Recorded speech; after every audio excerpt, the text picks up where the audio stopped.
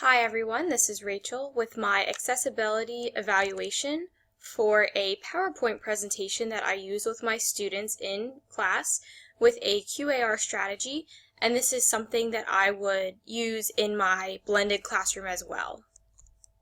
So here's an example of the PowerPoint that is used.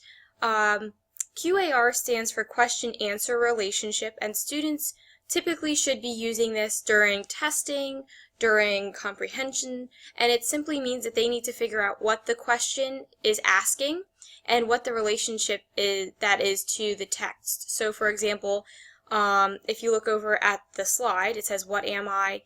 Little Bo Peep lost her sheep." It's a story about that.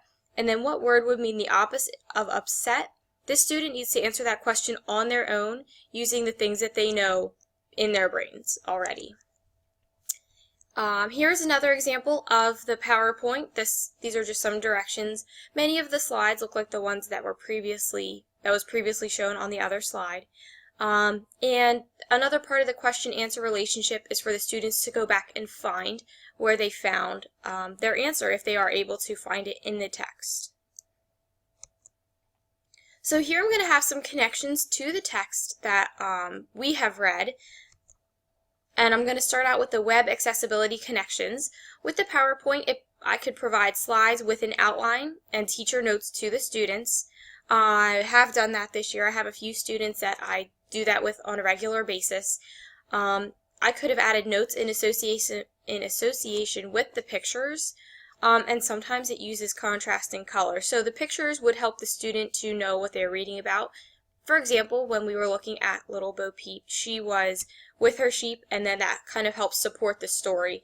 It's a very simplified picture, and I would say that more could be added to it. Some connections to the Making the Move text. I felt that the Making the Move text in Chapter 8 really supported all the things we read. So a lot of the things I found in there, I also did find in UDL and in the other text that we read as well. So in the Making the Move connections, some things that I found that were good about this PowerPoint were that notes can be provided on a printout to each student ability to read them. And I could do that as with the slides and then a notes line, or with just the slides as a whole page, and that would allow the student to be able to view the pages much easier. There are different colors of text and background to make the words pop. That was not used on the slides that we did, but all of the slides were on the slides that we saw, but all of the slides are different. Concept vocabulary is provided on the slides at the start, and it's not provided as in it's typed out, but it is the main words are there, and then they have to fill in a blank to say what they are looking for finding questions on their own, or finding questions in the text, or a combination of on your own and in the text. Slides that are printed out can serve as a guide for students to follow. So like I said before, I could have the slides be something that would be something for them to follow along to have notes, or it could be something more specific, like just being able to read it. The purpose is set for the students at the start. They need to learn strategies to read and answer the multiple choice questions, and they know that, and then this, going through it, it's practicing that. So exactly what I'm teaching, I'm then practicing very, very, in-depth. I'm using different kinds of text and things like that. Students collaborate with each other to come up with answers to the practice questions. So it's not just the students working on their own. I could have the students go into a breakout room. I could have the students practice anything, or practice in any way they could practice on their own with a partner. That way they're getting multiple ways of hearing how they could practice.